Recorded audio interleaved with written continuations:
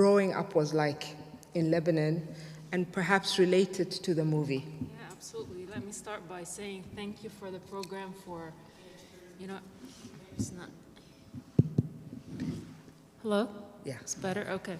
Just want to say thank you for Worthington Interfaith Neighbor. I think this is a very valuable program that you guys do here on a regular basis. I mean, there's a lot of value for, people to be introduced, to such concepts. And thank you for inviting me to be here today.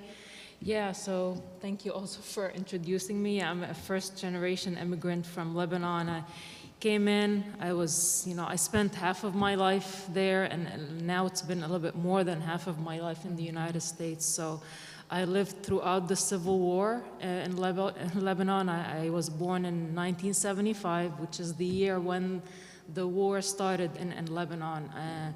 I was born on the east side of Beirut, which, during the Civil War, Beirut was divided onto east side and the west side. The east side was where most of the Christians, used to live, and the west side of Beirut is where most of the Muslims live. I had a wonderful experience growing up because, my parents were able to send me to a private school. Usually private schools are mixed schools, so you have, people from different religious backgrounds who attend in Beirut. So, growing up, I was able to grow with people from different faiths, even though, the Middle East is usually known to be more, it's like one faith is more prevalent in most countries of the Middle East. Lebanon is an exception. During the Civil War and before, we used to be half of the population was Muslim and half was Christian. And a lot of villages in Lebanon was a model similar to the one that we saw in the movie today. So growing up, I attended lots of services in churches and been exposed to that, and lived up until I was 21 and came to the United States to finish my graduate studies, and I was telling Primrose that coming to the United States, I had to learn a different kind of diversity, even though I grew up with Lebanon having people from 18 different religious sects and backgrounds. So we are used to interacting with people from different religions, but I grew up with minimal interaction with any black person or any African American person growing up. So I came in and into Washington, D.C. That was the first step for me, coming into the United States. And I worked for a minority clinic in Washington, D.C., where it was a program funded by the National Institute of Health to study, the effect of, good health, good nutrition, and hormone replacement therapy on minority women.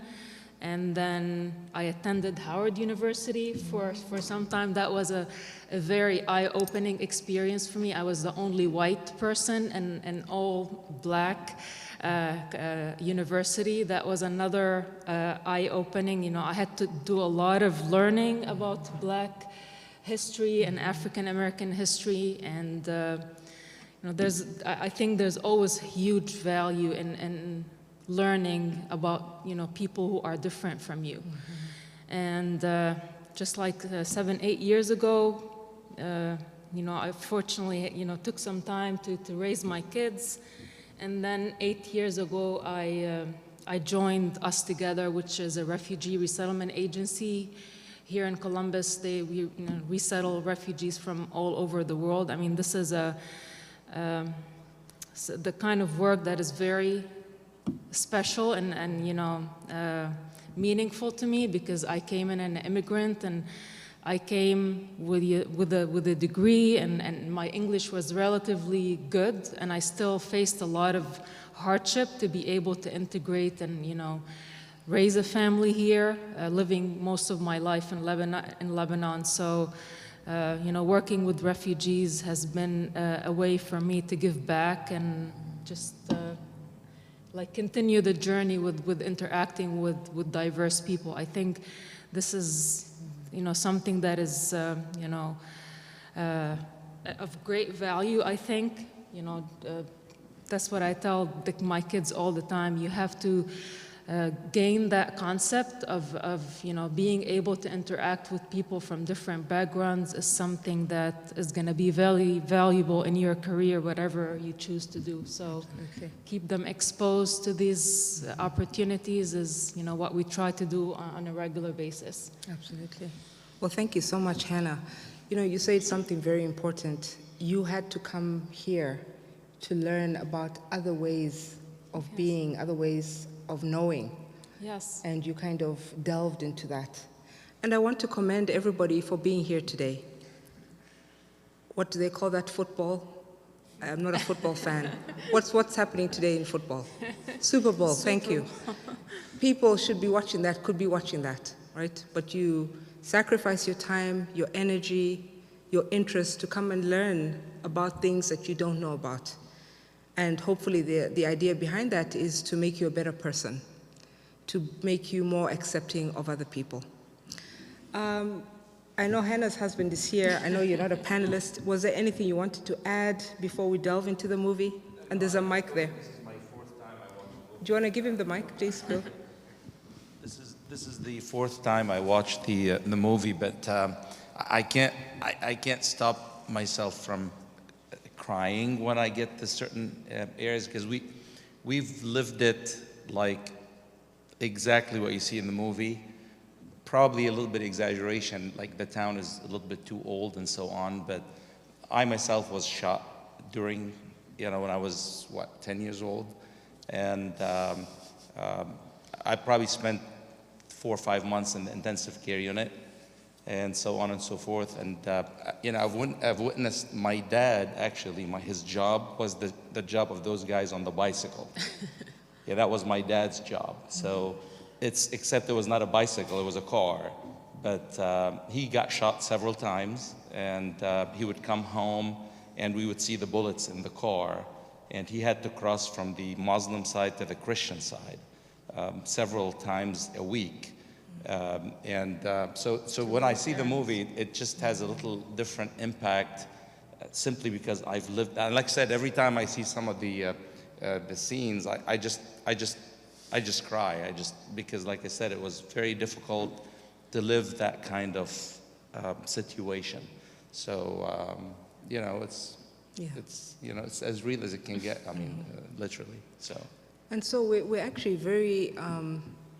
very lucky to have Hannah and her husband here to say it's real. Sometimes, just digressing a little bit, when people talk about the Holocaust not having existed, and you work with somebody who has the number. I worked with a doctor in South Africa who had the number on him. And how dare somebody say that the Holocaust didn't exist?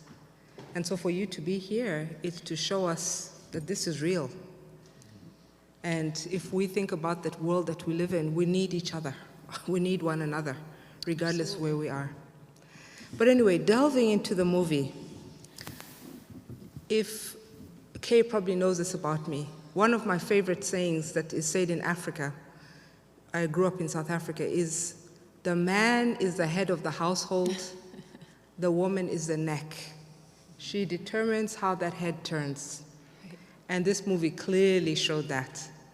So Hannah, what do you think the women's role was in the whole movie? Absolutely. I mean, just like, I did some reading and, on the topic of women and peace and creating, peace treaties throughout the, during the last conflicts that has happened recently. There are several resolutions that have been passed by the UN. The most recent one was like in 2000. It was called Women, Peace and Security, and it says, the importance of involving women in peace treaties, because, lots of studies have shown that when women are involved in creating peace, there's a 35% increase in the probability that these, peace agreements would last 15 years or longer. So usually women, when, they are involved in creating peace, they are taking into consideration the needs of the most vulnerable. They are, during the conflict, they are caregivers, they are the protectors, they are entrepreneurs. You see the lady there, she's a single mom, with the kids, she's, making those jam jars and trying to sell them to support her family. So during conflicts, women are healers, and then after they are, peacekeepers. So they, I've seen, unfortunately, they are also the most that suffer during the conflicts. And, with my work at Us Together, I work with lots of programs that work with victims of sexual assault, victims of female genital mutilation and cutting, and gender-based violence. Women are usually like survivors of like lots of atrocities that happened during the war. And they are the best at creating peace as well. So absolutely. Thank you so much for that. Are there any comments?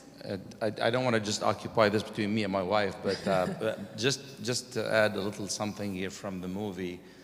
Remember growing up when I was 10, 11, I've always wanted to join one of the militias in Lebanon, and I always wanted to, I threatened my mom, like, I wanted to go get a gun and do like everybody else is doing, and she was the one who did this to me.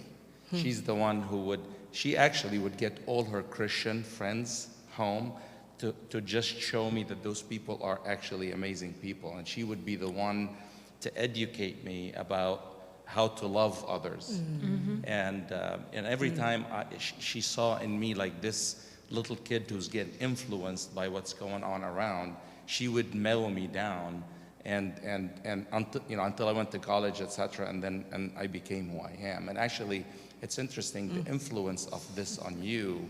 It just makes you a completely different human being, because you could see things that I feel like sometimes many other people can't see, and it's just amazing. But I owe this to my mother, and if it wasn't for my mother, I probably would have either been dead, with one of those militias, or probably would have been like some bad guy doing something bad. And again, she was an uneducated woman. Right. She only was like a second grader, or but I think she had the smartness and the talent to know how to keep me in that straight line, right, which was amazing. And again, when I see the movie, it relates so much when I see those women doing this, and it's just amazing. Wonderful. So. Bill, there's a question there, and while Bill is doing that, passing it on to the lady there, I was just thinking, Zuhair, you do know they're Muslim. So his mother, having Christian friends, was role modeling to her family, to her kids especially, how you can go across the line and it's absolutely okay. And so the role of parents, I can't speak to it. I'm a mother too. Whoever is a parent in this room knows you either make or break your kids. We can't blame the school system. We can't blame everybody. It's really on us. Your question, please. For one thing, I would really like to know what the two Muslim young ladies think about this, because I wonder what their response is to the movie. But actually, I would like to know, is this movie designed for public release in France, or was it something designed like our PBS stations might be for a limited audience? It's actually it's everywhere. So I watched mine on Netflix. Yep. Kay, do you remember where else? Yeah. The producer, yeah. She is the producer. Oh yeah. She's very talented. Yeah. She's Christian. She plays Christian in the movie, and she is Christian. Like I said, she's well known in that part of the world. And she's making movies that I think she gets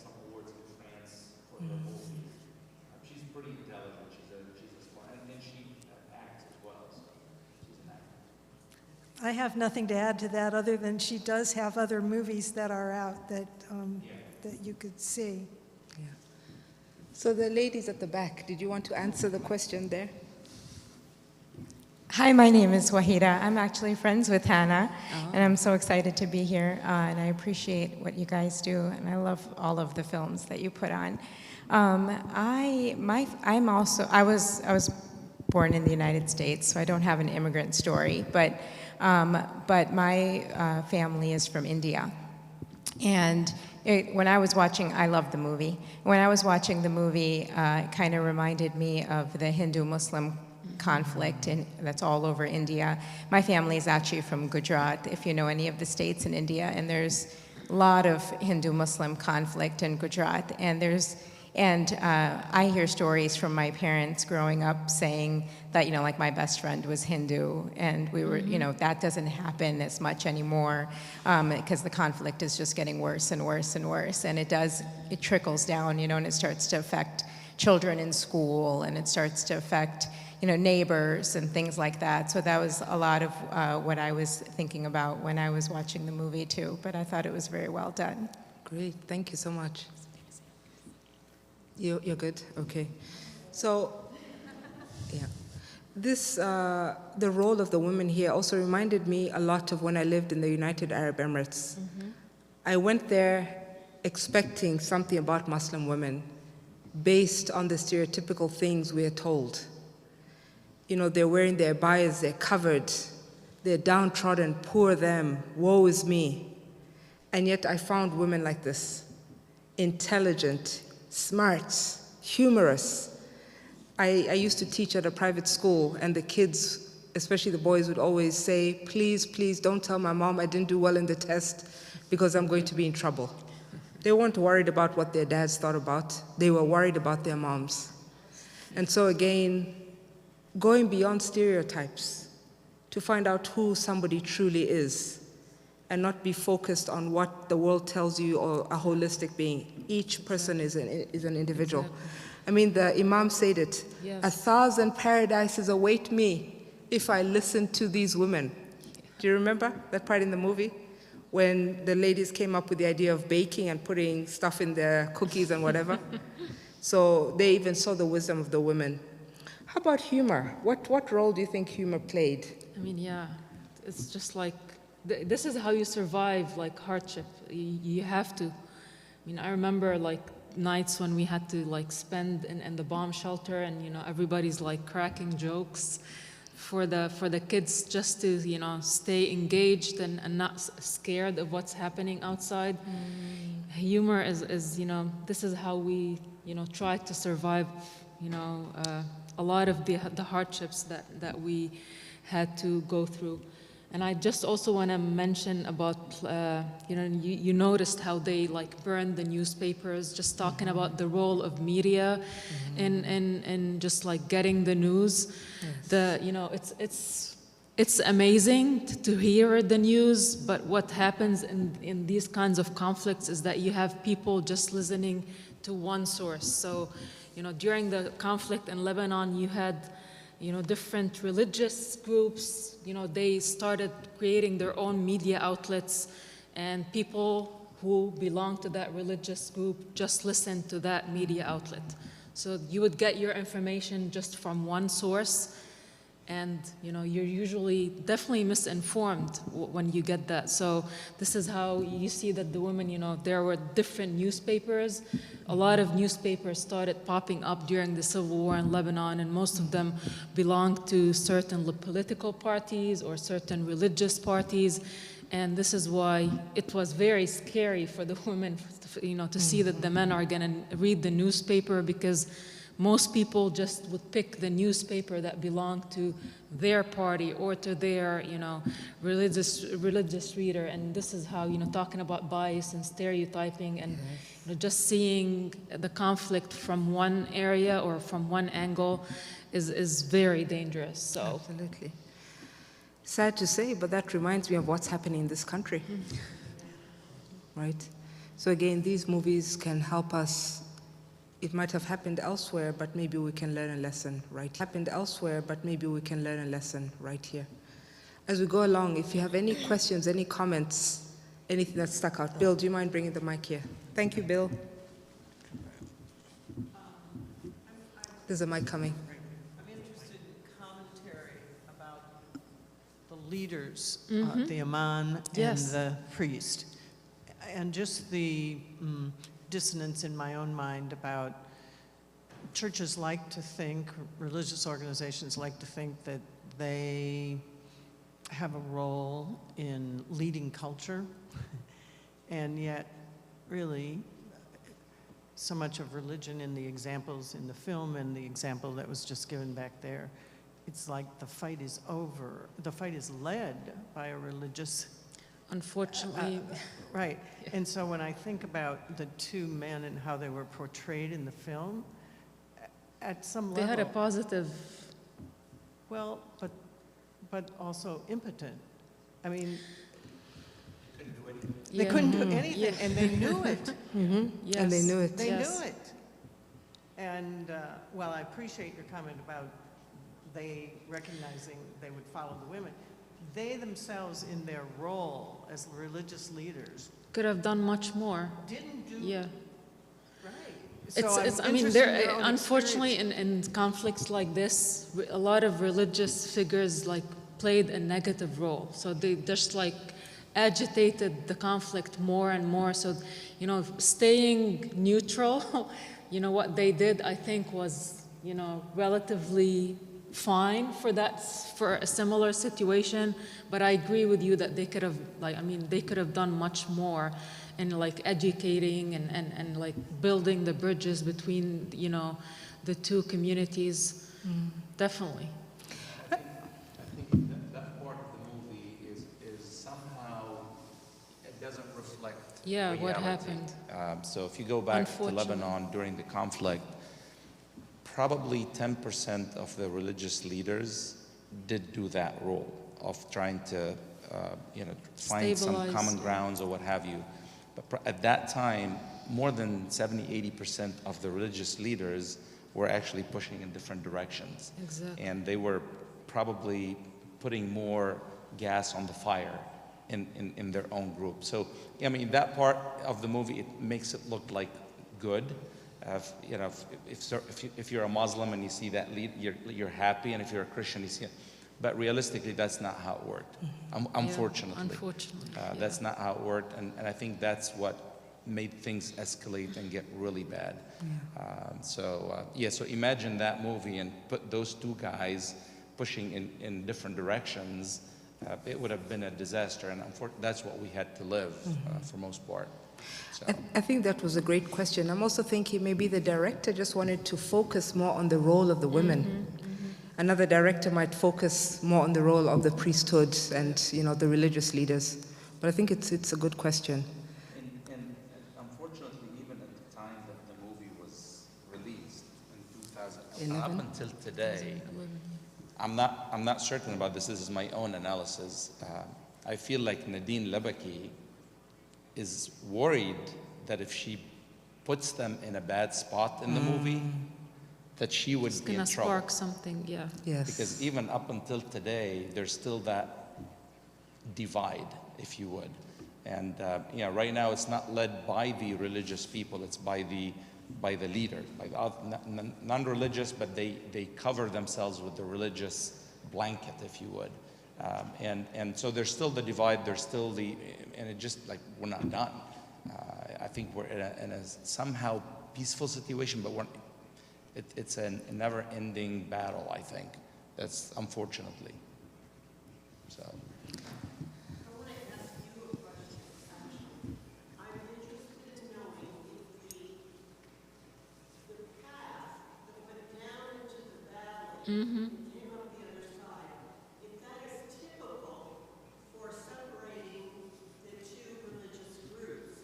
You said your dad would drive between the two. And I just wondered if it's, I need to take you on a trip to Lebanon. The town where I grew up, we know exactly where it's divided, like where exactly the Christian segment starts and where the Muslim segment is. So you know, like in the main street, when you cross a certain area, a certain landmark. So we used to say the Christian neighborhood and the Muslim neighborhood in one town. Same thing between different towns. So not too many towns are segregated Muslim, Christian. Many towns are that way, divided that way. Now Beirut ended up being divided during the war, east and west. And east was Christian and west. Now my dad was the carrier between the two segments. And that's why he happened to have a lot of Christian friends, because of the fact of what he did. So he had to cross back and forth between the Christian Muslim. When they talk about this being a village, and the brothers, they live in the same village. Did they really live in the same village this way, or did they live like this east and west with that valley between them? It is divided, but it's almost like they showed you. There's the mosque and there's the church. So we're divided, but like we're pretty much on top of each other, but they're divided. So they had a point to make here is that yes, we're divided, but they're like next door. Yeah. So when I tell you about the main street, I mean literally I could walk the town from the beginning to the end in 5 minutes, and it's still divided. Very close, very close. Yeah. There's a question And at the again, back. You know, a lot of these little battles that happen in the movie, I witnessed it every day. You know, where you know they would come and say the Christians did this, and then they try to educate you, and vice versa.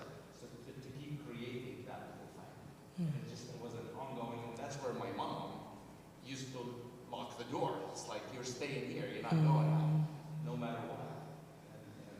And unfortunately, a lot of friends and so on and so forth ended up going in another direction, and many of them lost their lives, many of them ended up in different militias, et cetera, et cetera, et cetera. Because of what you just saw in the movie. It's just the way it is. So, as I'm watching it, I wondered what would have happened if there hadn't been the outside influence. I mean, basically, they were pretty isolated. There was no bridge. The bridge was out to the closest place. What would have happened if they hadn't had that television and if they hadn't had the newspapers? And it reminds me, too, of the movie we saw 2 weeks ago, which was basically the same scenario in Ireland, where one street was Catholic, one street was Protestant, and they were one street apart from one another, and yet they became almost like a world apart. And the stories are so similar. There were two men who faced each other, and one said to the other, "We went to school together when we were children.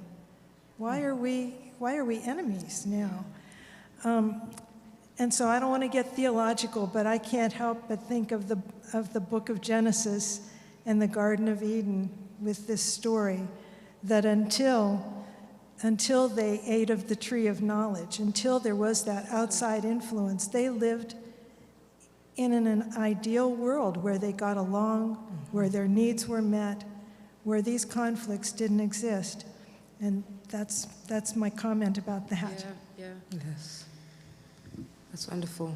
Thanks for sharing that. It's very true. I mean, you know, like you asked me a question earlier, would I go back to Lebanon, etc. And I said there's this something that I can't explain of our love to our country, and I was telling you that people left alone, they love each other and they do very well, but it almost feels like there's this external force that's moving them to do this.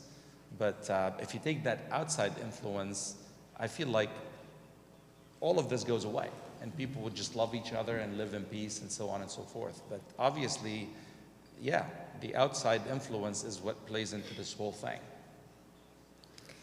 Yes, Kay, just following up on your comment there, the symbolism in the movie is very powerful. So on one hand, the TV brought people together. We're going to watch a show together, have a good time.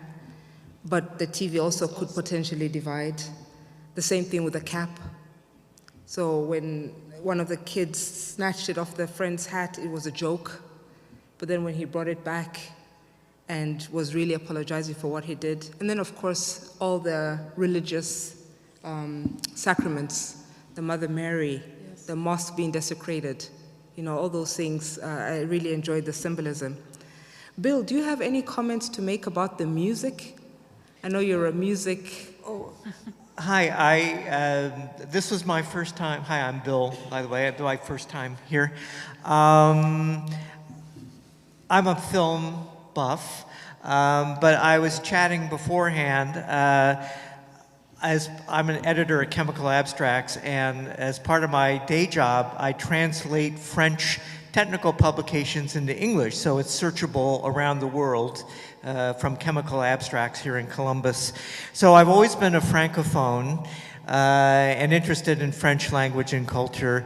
And so it always interests me to talk to people like you, Primrose. You're married to a Nigerian. And I asked you, what languages did your husband grow up with? And I think you said Yoruba, is that correct? And there's Igbo and other. So it's always fascinating to me that people grow up in these multilingual environments and what effect that has on the culture. And I actually asked you in Lebanon, what are the main languages? And he commented English, French, or Arabic. And how that conditions your response to the world. I have always found that very interesting when you see it through the lens of language. Mm-hmm. So that's just a thought I throw in. Thanks for that.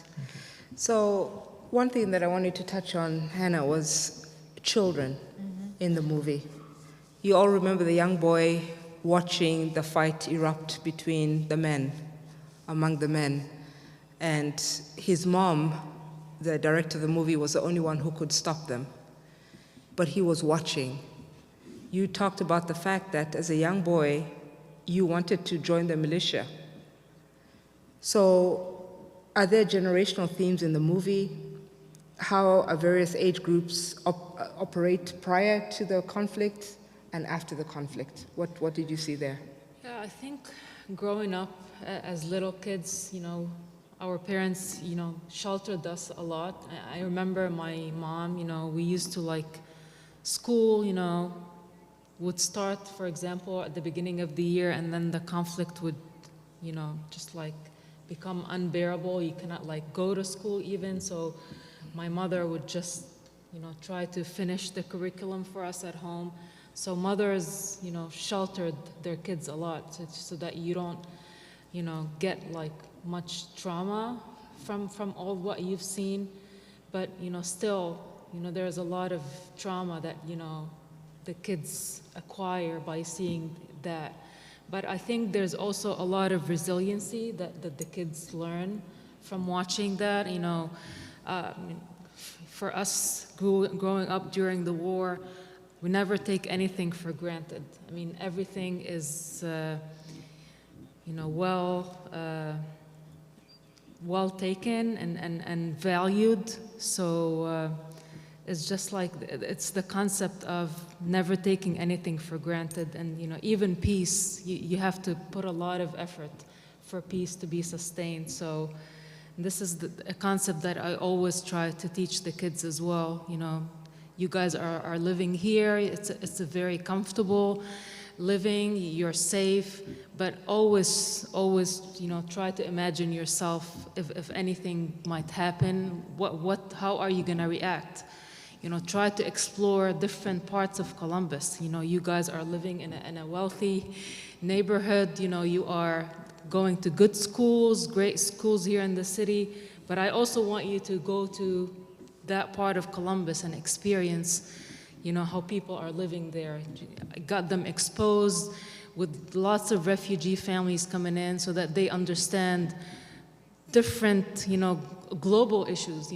Unfortunately, we get in the United States just centered on what's happening here, and we just forget about what's happening all over the world, and this is really unfortunate. So You want to shelter your kids, but you also want them to be exposed to real life problems, because that's the only way that they can grow up and be thankful for what they have. Absolutely. Yes, Bill, there's a question there. A question about the funeral in the beginning, how the women were all together and they were moving together and stepping together. And I felt like the whole cemetery going back and then taking those outside women into the cemetery and how they felt. And then, of course, ending in the cemetery. Yes. I felt like that was very symbolism, very much symbolic. And but how do Muslims feel about the burial? And like, do you worry that maybe your parents worry that you're not living in Lebanon, you're living in the United States, where you're going to be buried, and those kinds of things? Are those issues? I don't know. That's many questions there. Yeah, love it. yeah, absolutely. That's a topic that's always discussed. We're fortunate. I mean, there are lots of Muslim cemeteries here in Columbus that has, the city, I think, in the Sunbury Cemetery, right, is where most Muslims are buried here. So, but the concept of returning to your home country for that final resting place is always, on everybody's mind. But unfortunately, because of, economic limitations and all of that, a lot of people want to be buried back home, but, this is not always possible, unfortunately. So, Very, very poignant question, because my family has talked about the same thing. My husband is from Nigeria. I grew up in South Africa, so two completely different countries. And for the first time, actually thinking about cremation. Never thought I would think about cremation, but I would want my ashes to be with my family, with my sons, with my husband. Because what's the point of taking my body back home when I haven't been there for so long and leaving my family here? So that's really poignant. I also like what the dancers said when they went to the cemetery. Even dead, they are divided. But at the end, it wasn't that way. So many poignant things in the movie. How about the scene of the mother who lost her son and went as far as doing what she did in her grief? Putting him in a well, shooting the other son so that he wouldn't go out and fight. The strength of women, the resilience of women. When you lose that much, I mean, you value what you have. And this is, what most of the men didn't understand. Women lost a lot of children throughout the war, so she just wanted that one child to stay alive. So she's willing to do anything for him to stay safe and, get the message through. Yeah. But, a lot of moms lost a lot of kids during the civil war in Lebanon, so. Because it's a movie, but I can see myself doing that as a mom. It felt so real, it felt so visceral. Because if you have to do whatever it takes to just stop this, you do whatever it takes. Yes, there's a... Thank you. Question for Hannah about being a refugee and working with lots of refugees. Do you feel like, what percentage of them feel like this is a permanent place to be? Or do they always, like you said, yearn to go home? Is that ever, in the picture for you or your family? Or how? And also, we have a friend who, we were talking about it at our table, who married a Muslim. She was a Christian, and they met in Sweden, and they ended up here. And unfortunately, he died of cancer. But she always talked about, our friend always talked about how beautiful Lebanon was, and they loved living there and talked about it so fondly. And it's so sad that, people have had to leave. And I wondered, how many people do you think have left, and just Yeah. curious about this, what it is like today. Yeah, yeah. Yeah, unfortunately, conflicts like this, we here at the United States, we're seeing like the back end of it, the results of conflicts like this, worldwide is the refugee crisis is like really huge. I mean, there are 100 million forcibly displaced people all around the world. 50 million of them are internally displaced within their countries, and now with what's happening recently with Afghanistan and Ukraine, there are like 32 million refugees all over the world, and 5 million asylum seekers. So there's, when it comes to the United States, there's some difference, with the term refugee versus asylum seeker. A refugee is somebody who is, been started the screening process, and they are arriving into the United States and with a refugee status. They are able to work as soon as they arrive, and whereas asylum seekers, they apply for a refugee status while present in the U.S. So refugees start the process overseas, asylum seekers start their processes here in the United States. And then, we came in here as immigrants. So it was through a family reunification process. We left Lebanon.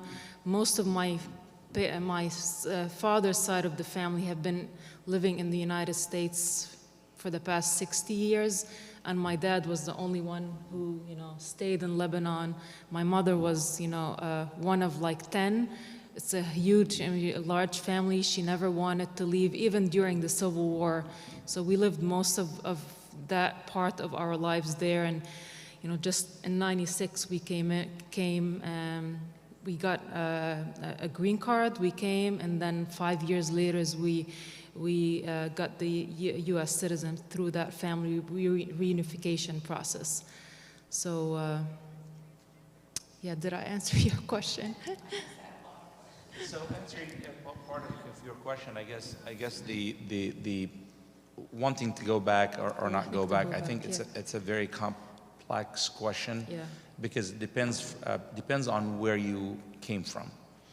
So people that came to the U.S. from Africa versus a part of Asia, Afghanistan, etc., versus Lebanon, Syria, etc. You have to look at the background and what condition they left their countries in. Right. I think I was going to that. Yeah, when you leave your country as a refugee, you cannot go back. So you are,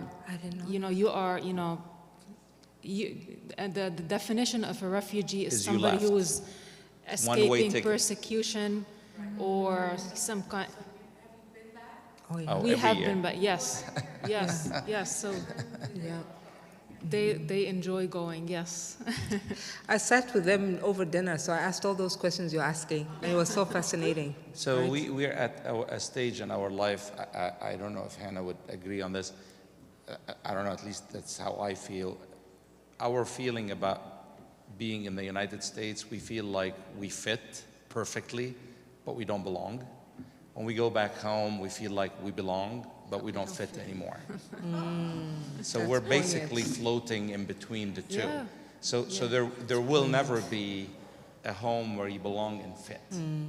So we live it that way. So we fit perfectly well in this country, but we will die feeling like we don't belong, right? Because we've got all the memories back there. Right? When we go back home, we feel like this is home, we belong here, but I don't think we can survive more than 2 weeks. Yeah. Because we feel like we don't fit anymore because we lost everything. Exactly how I Friends, feel. connection with the daily living and so on and so forth. So, and I feel like we're going to live and die that way.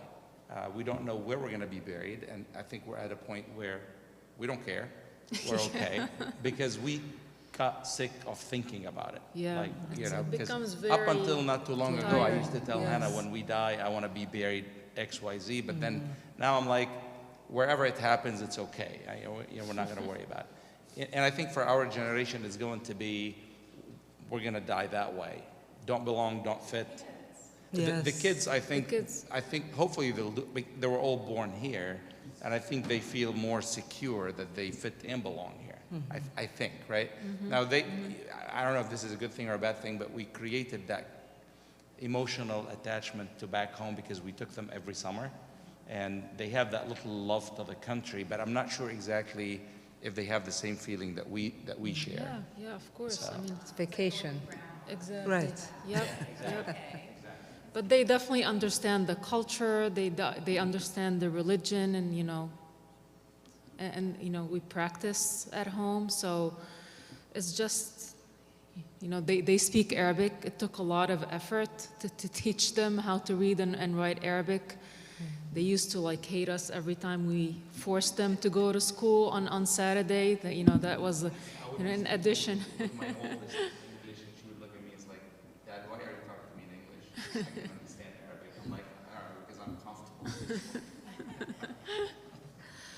But these are great questions because these are the things that immigrants have to go through and think about and decide how are things going to work. For instance, I'm thinking about my sons. There's no way I'm going to leave them here. When they get married and have kids, they're going to need help. So the best I can do is be a snowbird. Don't like the winter. So in winter, go back where it's warm, and then come back when it's warm over here. But yeah, so thanks for those questions. And I try to, this is a value, if for families who are able to do that, there's a lot of value for that in the kids, even though, it creates some kind of instability in their lives belonging to, my kids had to go through a lot of identity searching, who are we? Are we Arab Americans or are we American Arabs? Are we, are we gonna go back to our home country to be able to spend some time there? Who are we? So they had a lot of questions, and it took a lot of smart negotiations for them to be able to value both cultures, because there's a lot of great things that they can get from both cultures. Absolutely. So, this is a woman after my own heart. She's talking about bicultural parenting, yeah. right? We want our kids to value where they're from, but they're not there. So I have stories, just like Hannah. I also used to work with refugees and immigrants, but parents coming in and saying, our kids won't eat the local food that we send them to school with. What was happening? A Sudanese child opens up their lunchbox. It's not sandwiches. It's something that looks different, that smells different. So what do the majority of kids do? Ew, what's that? So the kids are embarrassed, they're not going to eat it. So now talking to the parents about how do we blend this? We can teach you how to make sandwiches. Let the kids take sandwiches for lunch. But for dinner, let them have the local food. So in that way, they can experience both cultures in the comfort of whichever context they find themselves in. So those things do count for something. Well, it looks like we have 3 more minutes. Any last questions? Anything that we didn't touch on from the movie, from their lives, that anyone can think of? I think I'd like to end on some note, maybe ask you. I know your husband said he has he has quite a bit of family still back there. I think you have a little bit. Yep. How are they doing? What does Beirut look like after that conflict of 75? Unfortunately, Beirut is, Lebanon has not been, during the past 5 years, I think we have deteriorated more than the 30 years of civil war. Economically, the country's completely disintegrated, especially after the large explosion that happened in the port of Beirut. Half of the city just disappeared. So the economic situation is horrible. The banking system has complete failure. There's zero electricity from the government source. Everybody has their own. They have their own generator, or they have solar panels on the roof. Which talks about the ingenuity of people. They just try to just keep on surviving. They have to keep pushing, but it's really, you know, it's very unsafe these days down there because people are just like losing hope, which unfortunately that never happened during the war. And just recently, you notice that people are just completely losing hope. And you know, thank you for mentioning that about the earthquake. Lebanon hosts close to 1 million Syrian refugees. So we're talking the earthquake happened in Turkey. Turkey is known to host the highest number of refugees in the world. Wow. And the highest number of refugees are Syrian. So most of the Syrian refugees who escaped Syria went to Turkey during the Syrian civil war. So the situation there is really, really, really hard. Really, I just cannot imagine,